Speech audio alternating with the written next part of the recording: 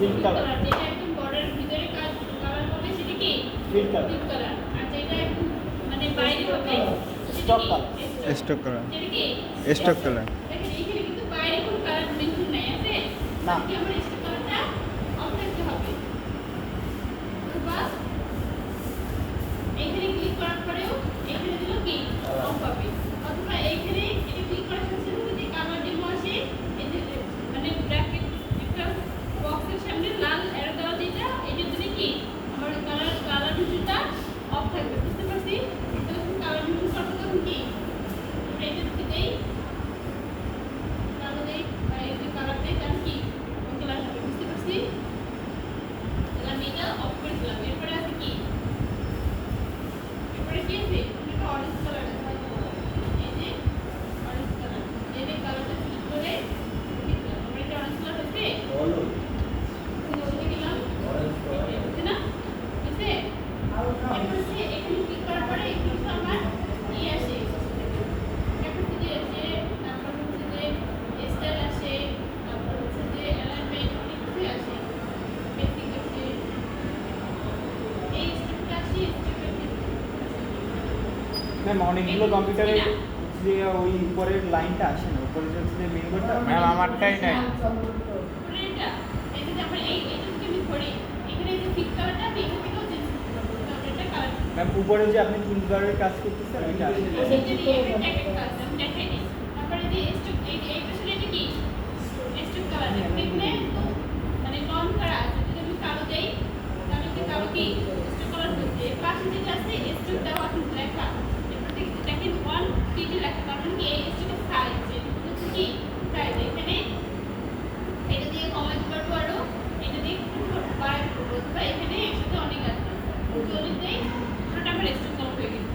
বুঝতে পারছি? আমাদের সব কিছুই কাজের ক্ষেত্রে দরকার পড়বে। অনেক সময় শুধু আমার স্টক দিয়ে কাজ করতে হবে, অনেক সময় শুধু কি ফিল দিয়েও কাজ করতে হবে। এখন আমরা এটাতে নেমেছি কি স্টক কালারটা নাই তাহলে আমি এটা অফ করে রাখবো। এই এটা কি ছিল অরেঞ্জ কালার ছিল রেড কালার ছিল না এখানে দেখেন এখানে নিচে চলে আসছে কি অরেঞ্জ কালার সিলেক্ট করার পর স্টক কালার চলে আসছে। আমি স্টক কালার অফ করব তাই না। এরপর আমি ফিল কালারে গিয়ে ফিল অপশনে গিয়ে তারপর হচ্ছে অরেঞ্জ কালার সিলেক্ট করে দেব। তাহলে আমার ওই কালারটা চলে আসবে। এটা বুঝতে পারছি? এরপরে আছে কি এটা সার্কেল। তাহলে আমি এখানে দিলাম এই যে ইলিপস দিয়ে শিফট টিপে দিলে রাখবো তাহলে আমার সার্কেলটা চলে আসবে। এই আসছে না আসছে। এখন দেখেন এটা কিন্তু ভিতরে সাদা ভিতরে কি সাদা সাদা আর বাইরে কি অরেঞ্জ orange। কালারের এটা তাহলে কি এবারে ফিক্সটাকে বন্ধ করে দেবে না। বন্ধ করলে তো কোনো কালারই থাকবে না। ঠিক আছে? কি করতে হবে হোয়াইট কালার দিতে হবে। এই যে একটু কালার যদি ধরি তাহলে আমার হোয়াইট কালার চলে আসে। যেটা কি দিলাম আসছে। এখন কিন্তু বাইরে কিন্তু যে কালারটা ওটা কিন্তু কি হচ্ছে গাঢ় করে একটু মোটা একটা বর্ডার আছে। সেক্ষেত্রে কি করতে হবে আমার এই ফিল কালারে যেতে স্টক কালারে যেতে হবে। স্টকে যাবো দেন কালার করব। কালার সিলেক্ট করলে কিন্তু আমার এটা দেখা যাচ্ছে না।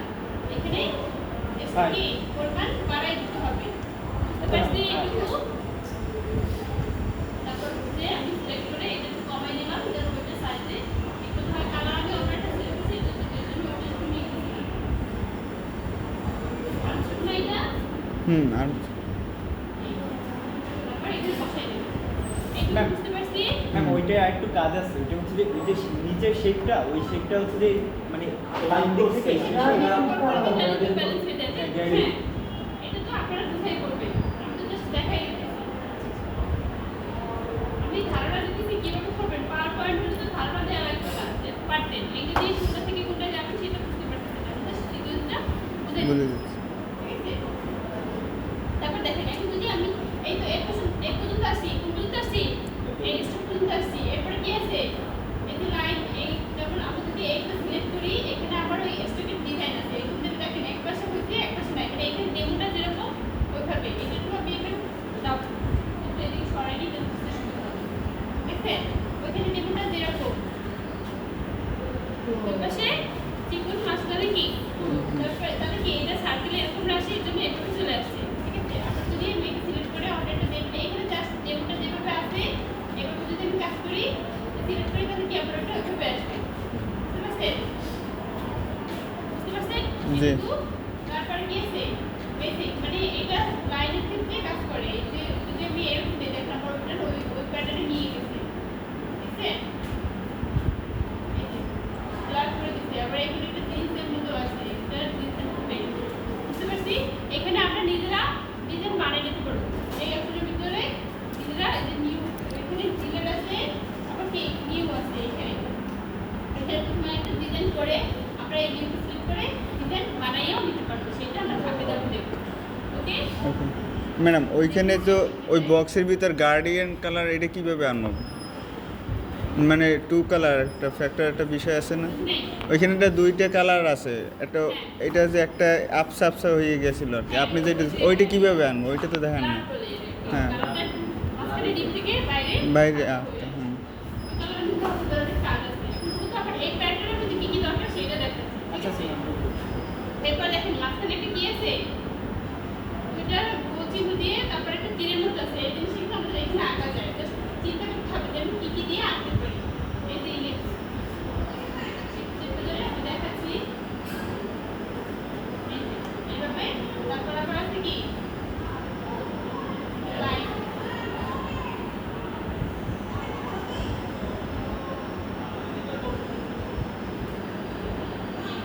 তারপর ওইভাবে দিয়ে আমাদের রাইট দিতে হবে, বুঝতে পারছি? কিন্তু হুম। আমাদের এখানে সম্পূর্ণ কোনো ডিজাইনের কোনো যেগুলো এখানে নাই, আমাদের সব কিছু কি এই যেখানে যেখানে শেপ আছে, তারপর পেন্সিল আছে, এগুলো দিয়ে আমাদের সব আঁকতে পারবো, বুঝতে পারছি? শুধু তারপর এটা এটার ভিতরে দিয়ে দিলাম, তারপর দেন সিলেক্ট করে মুভ করে কি হবে, একসাথে এটা নাড়ানো যাবে। এটুকু বুঝতে পারছি কিনা?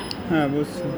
এরপর হচ্ছে কি টেক্সট, এইটুকু করার পরে এই পাশে আছে টেক্সট। এখন টেক্সটটা কিভাবে নেবো, আর এখানে ক্লিক করে নিচেটা দিয়ে তারপরে বলে যে লেখাগুলো এইভাবে কেন আসে, সোজা কেন আসে না, এভাবে হয় না? হ্যাঁ। আমরা টেক্সট যখন সিলেক্ট করবো তখন এখানে ডিরেকশন দেওয়াই আছে। প্রথমটা কি Type. Type. এটা দিলে আমাদের এখন সমান যে লেখা এইটা আসবে।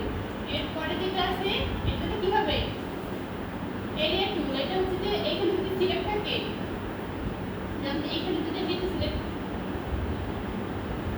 এই যে এটা আমি সিলেক্ট করে দিলাম, দেন হচ্ছে যে এখানে যদি টাইপ টুল দেই, আবার এইখানে